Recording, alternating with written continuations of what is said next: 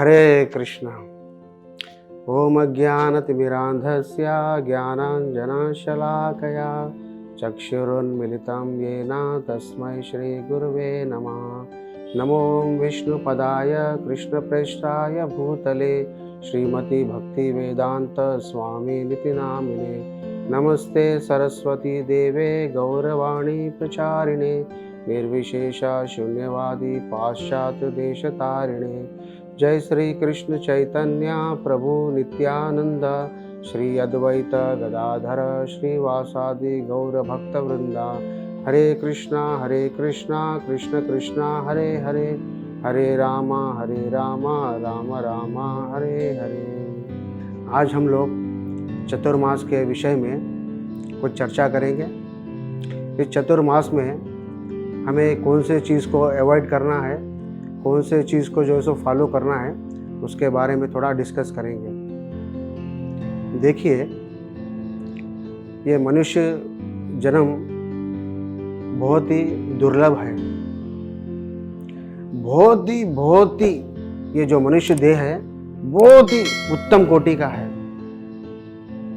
और इसके कुछ कर्तव्य है, कुछ जिम्मेदारियां हैं। उसे निभाने के लिए हम दिन रात भाग दौड़ करते हैं। मन को, शरीर को, इंद्रियों को तुष्ट करने के लिए ये शरीर को हम व्यर्थ में लगा देते हैं। और बताया जाता है, कपिल भगवान और बताया तपो दिव्यम, ये मनुष्य शरीर मिला है तप करने के लिए, उपवास करने के लिए, व्रत करने के लिए। और ये मनुष्य जीवन मिला है, इसका सबसे पहला कर्तव्य है भगवान की भक्ति करें, भगवान का भजन करें। हम बहुत सारे कर्तव्य करते हैं, लेकिन सबसे जो मुख्य कर्तव्य है वो भूल जाते हैं, है ना। तो इसीलिए हमें क्या करना चाहिए? हम चाहते हैं कि हर क्षण हम उत्सव मनाना चाहते हैं, आनंद में रहना चाहते हैं, लेकिन ये कला भागवतम में बताई गई है किस तरह से जो है सो हम हर क्षण उत्सव मना सकते हैं, अपने आप को सुखी रख सकते हैं। जब हमारे जीवन में उत्साह ही नहीं तो उत्सव हम कैसे मनाएंगे? एकमात्र भक्ति करने से ही हमें उत्सव के कार्य में हम तत्पर लगे रहते हैं। भक्ति से ही हमारे जीवन में उत्साह आएगा। जगन्नाथ रथ यात्रा का उत्सव होता है, रामनवमी का उत्सव होता है, कृष्ण जन्माष्टमी का उत्सव होता है, कितने प्रकार के जो सो एकादशियां हैं। ये हर उत्सव, है ना, कितने सारे उत्सव प्रभुपाद जी ने हमें दिए हैं। तो हमारे जीवन में अगर उत्सव चाहते हैं तो उत्साह रहना जरूरी है।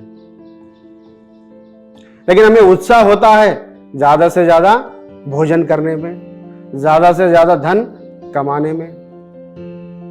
ये सब ज्यादा करने से क्या होता है? हमें तंद्रा आती है, हमें आलस्य आता है और हम भक्ति नहीं कर पाते हैं। इसीलिए भगवान श्री कृष्ण ने ये 12 महीनों में ये 4 महीने बहुत ही श्रेष्ठ माने हैं, क्योंकि 4 महीनों में जितना ज्यादा से ज्यादा हम व्रत कर सकते हैं, उपवास कर सकते हैं, है ना, ये चतुर्मास का पालन कर कर।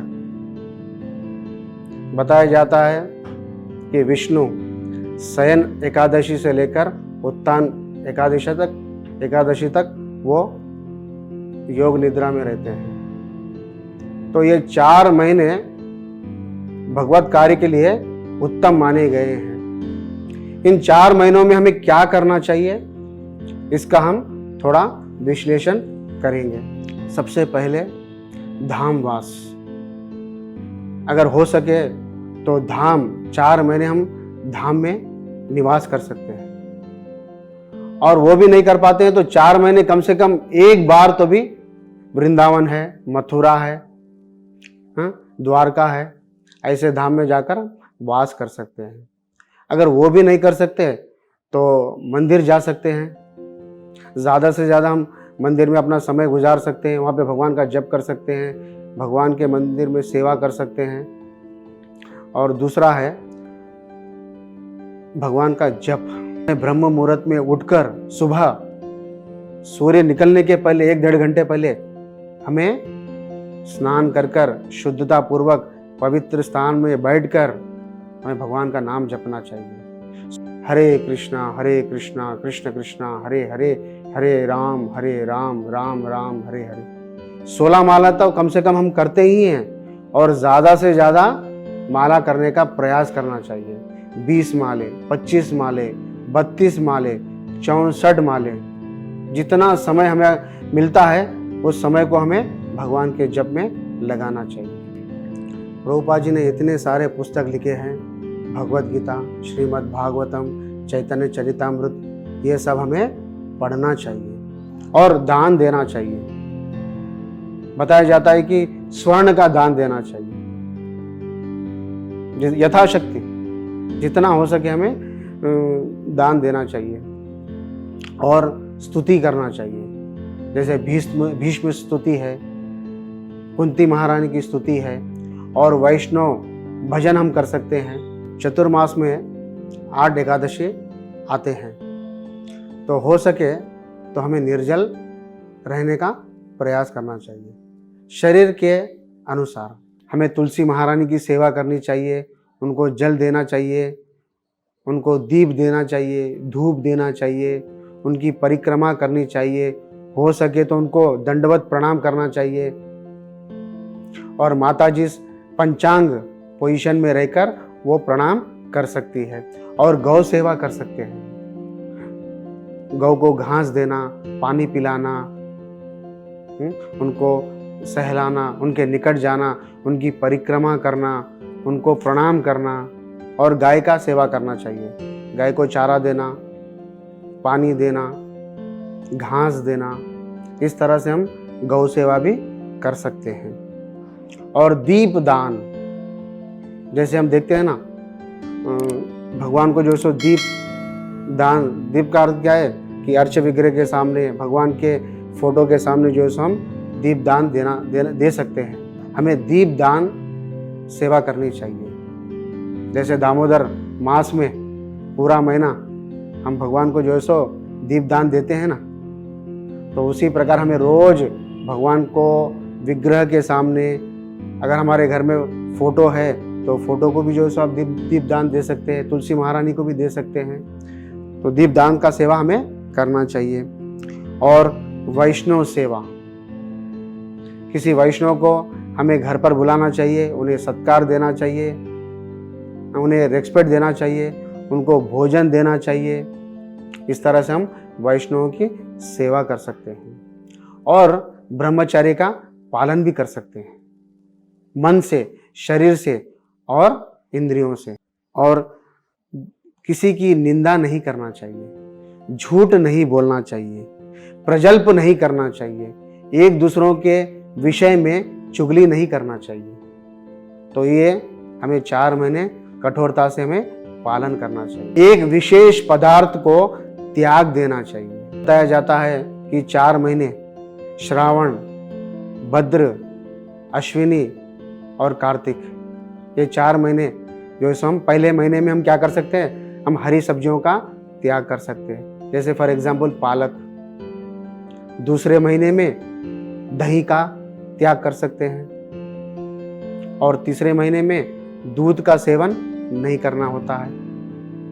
और चौथे महीने में उड़द की दाल त्याग करना चाहिए। भक्तों के संग में हमें श्रवणम करना चाहिए, जितना हो सके हमें वैष्णव का संग करना चाहिए। और डेली हमें भगवान की रूप, गुण, लीलाओं का श्रवणम करना चाहिए। और दिन में हो सके कम से कम 3 बार स्नान करना चाहिए या 2 बार स्नान करना चाहिए। और हो सके तो हमें रात में चटाई के ऊपर सोने का प्रयास करना चाहिए। गद्दे पे सोना नहीं चाहिए। ये जितने भी हमने आपसे इस बारे में हम लोगों ने चर्चा की है, अपने शरीर के अनुसार प्रैक्टिकली जितना हो सके हमें करना चाहिए। दृढ़ता पूर्वक पूरी श्रद्धा के साथ अगर हम चतुर्मास का अगर कठोरता से हम अगर पालन करते हैं तो बताया जाता है 1000 गुना इसका फल प्राप्त होता है और भगवान का धाम में निवास मिलता है और शीघ्रातिशीघ्र कृष्ण प्रेम प्राप्त होता है। हम जितने भी गॉडलॉजी के माध्यम से आप सभी को इन्फॉर्मेशन दे रहे हैं भक्ति के विषय में, अगर किनके मन में भी अगर कोई प्रश्न रह जाता है तो हमें ईमेल कर सकते हैं।